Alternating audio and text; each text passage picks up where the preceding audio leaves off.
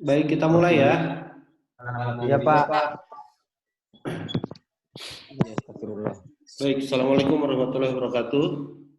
Waalaikumsalam warahmatullahi warahmatullahi wabarakatuh. wabarakatuh. Selamat malam semuanya, apa kabar?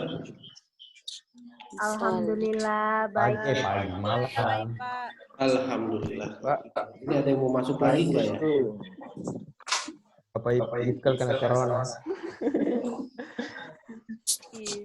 Diam please. Baik, malam ini kita akan membahas tentang e-commerce, ya. Ini masih ada yang masuk nih. Ya. Tuhan Dide.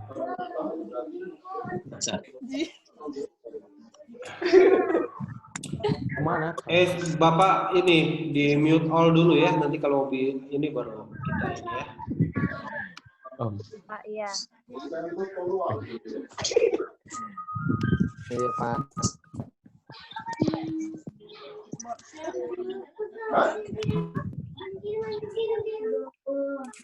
Baik,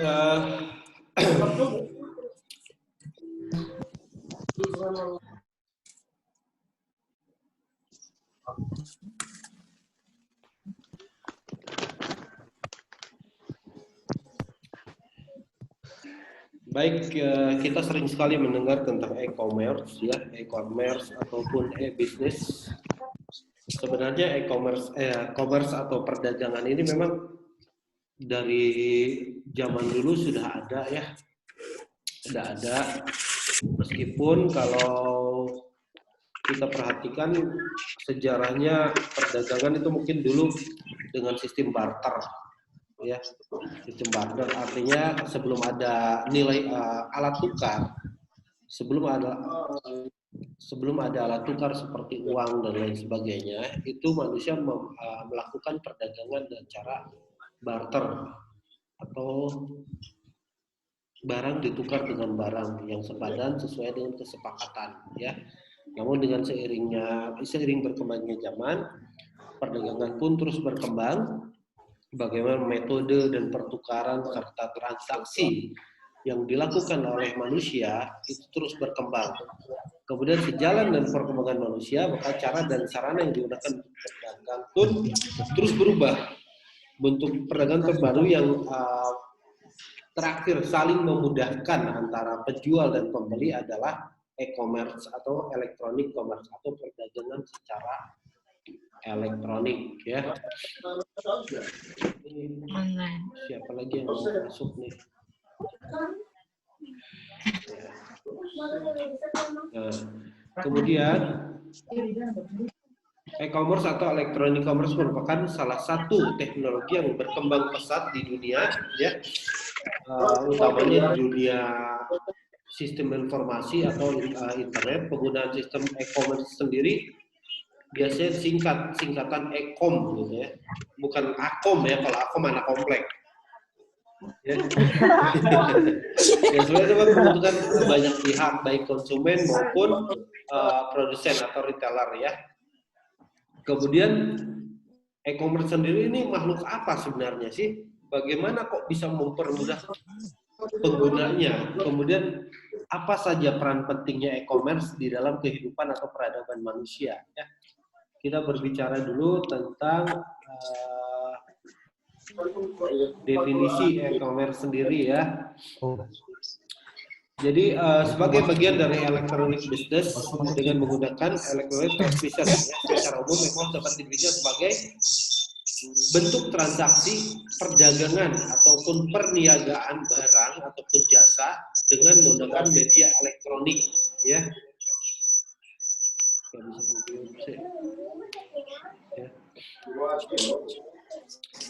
Jadi kesimpulannya e-commerce adalah kegiatan bisnis yang menyangkut konsumen, manufaktur, service providers, dan pedagang perantara atau intermediaries dengan menggunakan jaringan-jaringan komputer.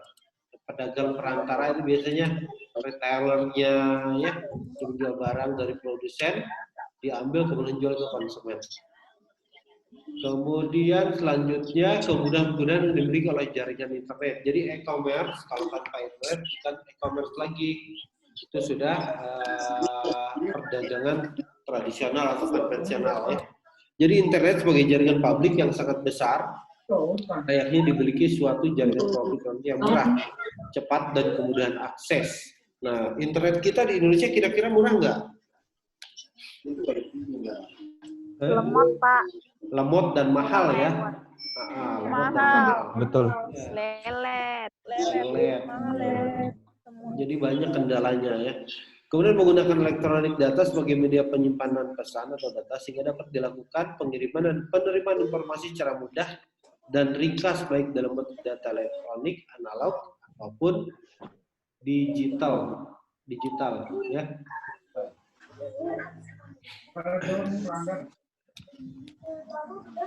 Kemudian program e-commerce menurut beberapa pakar nih, Julian Ding dalam bukunya e-commerce Law and Practice mengemukakan bahwa e-commerce sebagai suatu konsep yang tidak dapat didefinisikan. E-commerce memiliki arti yang berbeda bagi orang yang berbeda.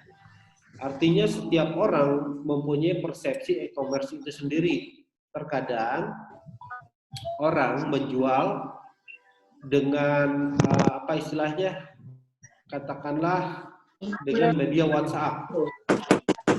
Orang jualan di media WhatsApp, itu bisa dikatakan e-commerce nggak? Bisa Pak. Bisa. Kemudian orang yang mempunyai infrastruktur sistem informasi yang lengkap, itu pun e-commerce. Nah, biasanya setiap orang yang sebagai pelaku e-commerce itu memiliki persepsi yang berbeda-beda. Nah, seperti kita bilang, segala sesuatu yang menggunakan internet itu jualan melalui internet itu dibilang e-commerce. WhatsApp pun itu apa istilahnya menggunakan bantuan jaringan internet. Itu bisa dikatakan e-commerce. Jadi memang menurut Julian Ding bahwa e-commerce itu tidak bisa didefinisikan. Namun e-commerce memiliki arti. Artinya apa? Artinya berbeda-beda. Setiap orang memahami e-commerce itu berbeda-beda, ya, sesuai dengan persepsinya masing-masing. Namun secara umum e-commerce adalah perdagangan atau perniagaan yang dilakukan dengan memanfaatkan jaringan komputer dan internet, ya. Secara umum seperti, meskipun definisinya lebih luas lagi karena banyak definisi yang berbeda, ya. Kita punya waktu 30 menit ini ya. Gak apa-apa, Bapak udah rekam, ya, jadi udah rekam, jadi absensinya udah otomatis. Kemudian ruang lingkup e-commerce sendiri yang pertama ada teknologi, marketing, new consumer processes atau pelayanan konsumen, proses pelayanan konsumen, kemudian economic information value adding, informasi pertambahan nilai, market making, service infrastruktur, legal, privacy, and public policy. Ada kebijakan publik, ada harus berbadan hukum, ya. Jadi disitulah yang membedakan e-commerce yang legal dengan yang tidak legal. Jadi kalau kita jualan personal melalui WhatsApp tanpa mempunyai legalitas, secara umum tidak bisa dikatakan itu e-commerce, ya. E-commerce memiliki ruang lingkup yang harus sebagai struktur, ya, sebagai struktur dan sebagai dimensi untuk sebuah konsep e-commerce, di mana yang terakhir ada mempunyai legalitas, privasi, dan public policy atau kebijakan publik, ya. Kemudian jika dilihat secara seksama, pada dasarnya ada 4 jenis relasi dalam dua bisnis yang biasa dijalin oleh sebuah perusahaan. Menurut Vingar tahun 2000, yang pertama relasi dengan pemasok atau supplier, relasi dengan distributor, relasi dengan rekanan, dan relasi dengan konsumen. Relationship ini atau jaringan dan keterikatan ini terus bersiklus dan saling berkaitan. Istilahnya ada istilah simbiosis mutual, Nah, simbiosis mutualisme, hubungan yang saling menguntungkan. Kelihatan nggak nih core prosesnya? Kelihatan nggak? Tulisan Iya, nanti Bapak share kecil ya di tengah. Iya, nanti Bapak kirim ke grup WA ya materinya. Oke, Pak. Nah, kemudian apa saja keuntungan melakukan e-commerce atau mendirikan e-commerce? Yang pertama bagi perusahaan memperpendek jarak, memperluas pasar, ya. Kemudian efisien, dapat mempercepat pelayanan kepada pelanggan, pelayanan lebih responsif, serta mengeluarkan biaya berhubungan dan kertas atau material lainnya, dan bisa mengurangi tenaga kerja. Ya. Banyak keuntungan yang didapatkan Suaranya dengan melakukan e-commerce. Ya. Kemudian apa keuntungan e-commerce bagi konsumen? Yang pertama efektif, aman secara fisik, dan fleksibel. Fleksibel dalam hal waktu dan tempat. Konsumen bisa melakukan transaksi pembelian Di mana aja dan kapan aja, ya. Sambil tiduran bisa belanja. Yang nggak bisa dilakukan sambil mandi aja, soalnya nanti HP-nya basah. Ya Allah. Kemudian e-commerce juga dapat membuat waktu belanja menjadi singkat, ya. Kan tidak ada lagi berlama-lama di pusat pertokoan. Nah, biasanya ibu-ibu ini kan gitu, kalau belanja itu semua toko dimasukin, ya. Masuk Iya, Pak. cuma milih gitu, beli enggak. Ya, akhirnya pulang ke rumah jadinya belanja online. Nah, keuntungan e-commerce juga itu konsumen dimanjakan dengan mendapatkan deskripsi tentang spesifikasi produk yang akan mereka beli. Mereka beli, Pak. Jadi kalau melakukan e-commerce biasa itu si produsen itu memberikan deskripsi produk, ya. Deskripsi produk tentang kualitasnya, kemudian spesifikasinya seperti apa. Nah, konsumen bisa langsung mendapatkan informasi terkait produk yang akan Mereka beli. Keuntungan untuk konsumen. Ini Alda keluar masuk terus, Alda. Bisa. Balas ya.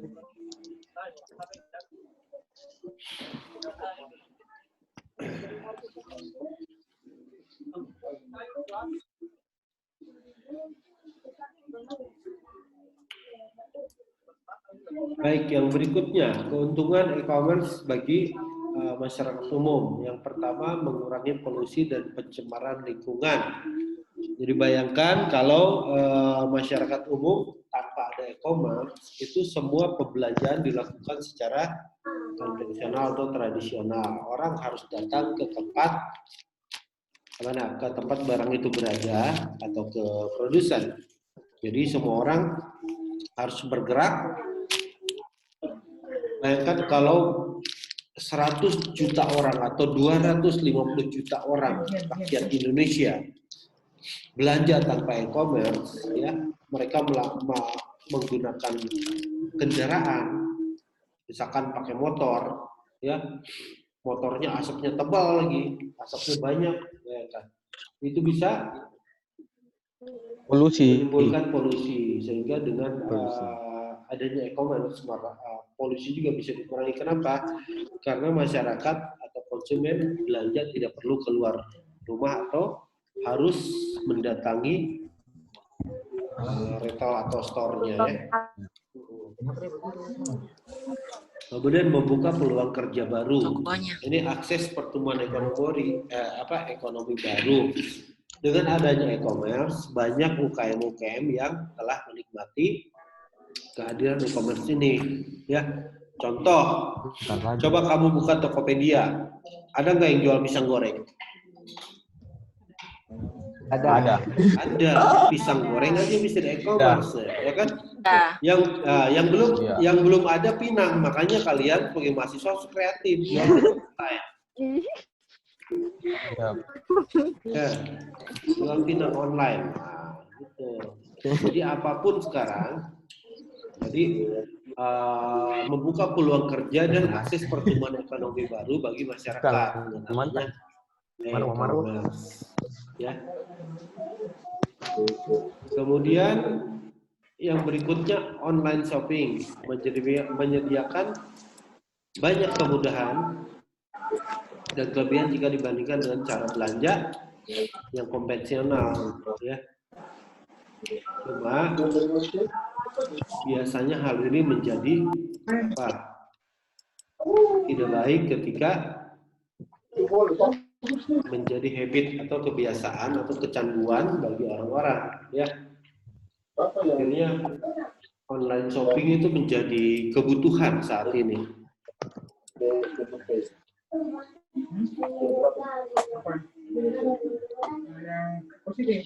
Dan itu bisa menjadi cepat. Di internet telah tersedia hampir semua macam barang yang bisa dijual secara lengkap. Selain itu, biasanya informasi tentang barang jualan tersedia secara lengkap. Ini yang Bapak sampaikan tadi tentang deskripsi, ya, baik spesifikasi maupun kualitas produk yang akan kita beli. Kita sudah mendapatkan informasinya terlebih dahulu, di mana deskripsi produk biasanya ditampilkan oleh semua konsumen untuk memudahkan produsen untuk memudahkan konsumen.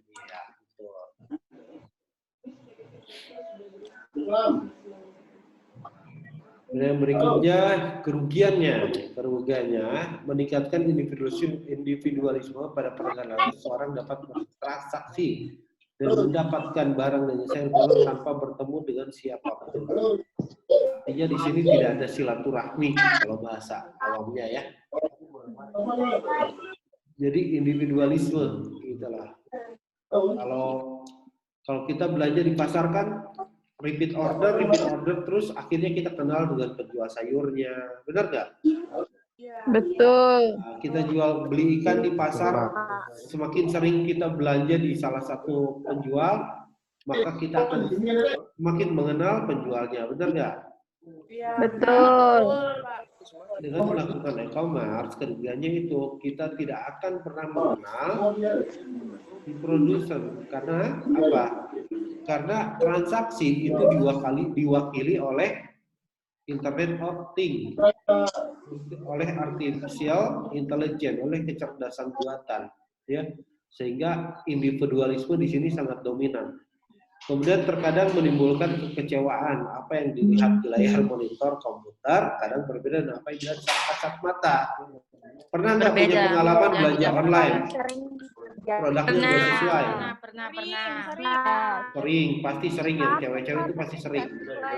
Sering. Iya. Cewek-cewek yang sering beli skincare. Apalagi masalah ukuran itu paling sering, ya. Kalau masalah ukuran itu, baik ukuran sepatu, celana dan lain sebagainya. Iya. Itu biasanya Kadang kekecilan. Kecilan, kebesaran. warnanya nggak sesuai, dan itu kenapa? Karena kita hanya melihat dalam bentuk virtual, Bukan realita. bukan realita, berbeda, ya. Harapan dan kenyataan akhirnya berbeda.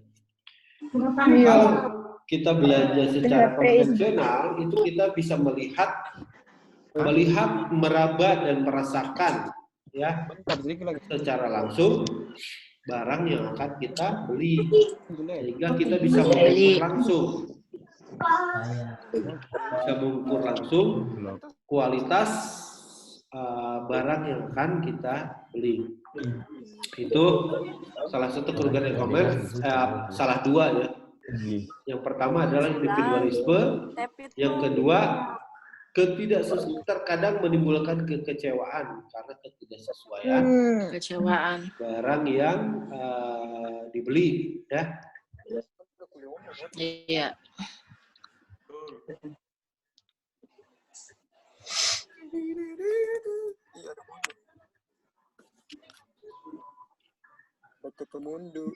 Berikutnya, e-commerce di Indonesia. di Indonesia sistem e-com ini kurang populer karena banyak pengguna internet yang masih menyaksikan keamanan sistem ini. Ya. Dan kurangnya pengetahuan mereka mengenai apa itu e-commerce sebenarnya. Jadi memang e-commerce ini kalau kita berbicara masalah budaya organisasi, budaya kerja, memang di Indonesia ini bukan menjadi budaya, ya, tidak seperti di negara lain. Makanya ketika fenomena work from home berkembang di Indonesia, itu banyak yang beranggapan. Kenapa? Karena memang itu bukan budaya kerja di sebagian besar atau di banyak organisasi di Indonesia. Ya.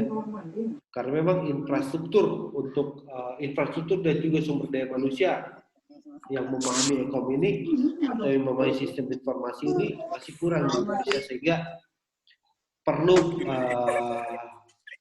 usaha khusus atau upaya lebih luas lagi untuk mensosialisasikan atau untuk memahami e-commerce ini di tengah-tengah masyarakat, ya, sehingga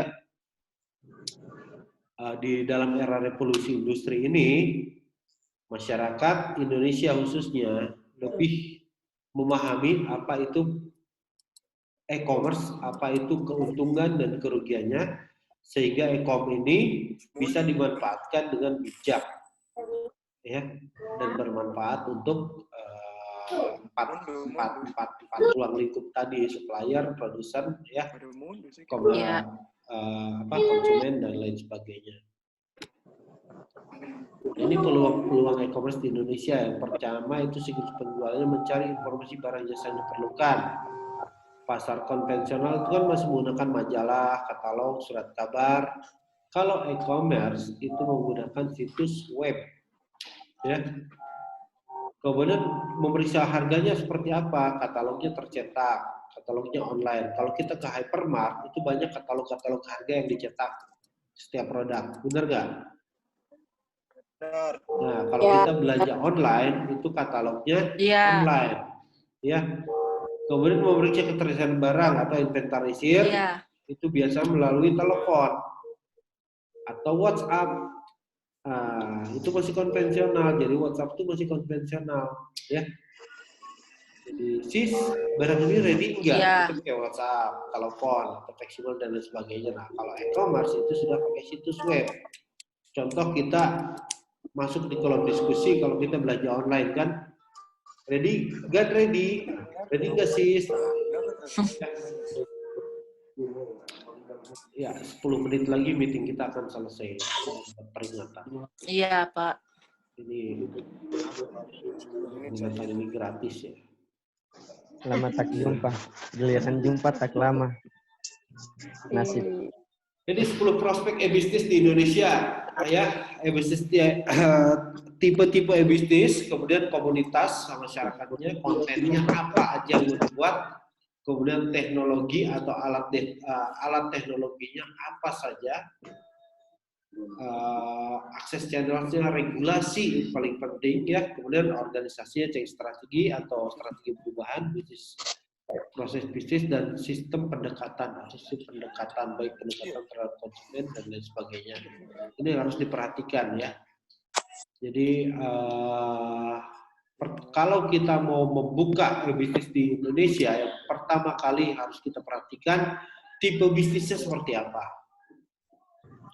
komunitasnya seperti apa, masyarakatnya seperti apa. Kita harus tahu karakter masyarakat, kemudian konten apa yang kita jual, teknologi apa yang akan kita gunakan, ya. Kemudian akses channel untuk pelayanan dan lain sebagainya, dan regulasi, peraturan terkait dengan legalitas pendirian bisnis kita, ya. Itu harus diperhatikan. Ya, sampai di sini ada yang mau ditanyakan?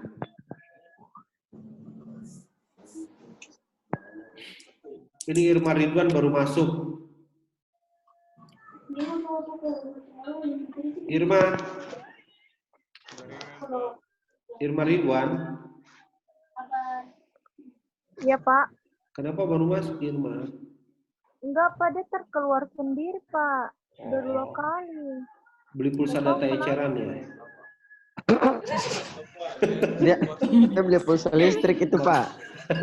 Tidak Pak, di Sarmi jaringan jelek. Kenapa Irma di Sarmi? Di Sarmi jaringan jelek. Ya, Pak. Oh, Irma lagi di Sarmi, mantap. harus dimaklumi. Sarmi Coba naik ke tower kantor, kurang. coba naik ke kantor bupati biar signal bagus. Atau Jauh tidak di banget. alun-alun situ. Bos. Ya, Tong Irma di nanti pulang Bogor nih bawa jaringan ikan bagus. asin ya. Udang, Pak, udang. Di sana lagi musim udang, Irma. Pak. Udang. Iya, Irma tugasmu bawa udang dan ikan asin ya, Irma. Siska, Pak Siska juga. Kalian cowok Siapa lagi yang di Sarmi? ini, Siska? Mas. Kalian cowok Sarmi bawa pulang satu. Itu tuh, Pak Siska.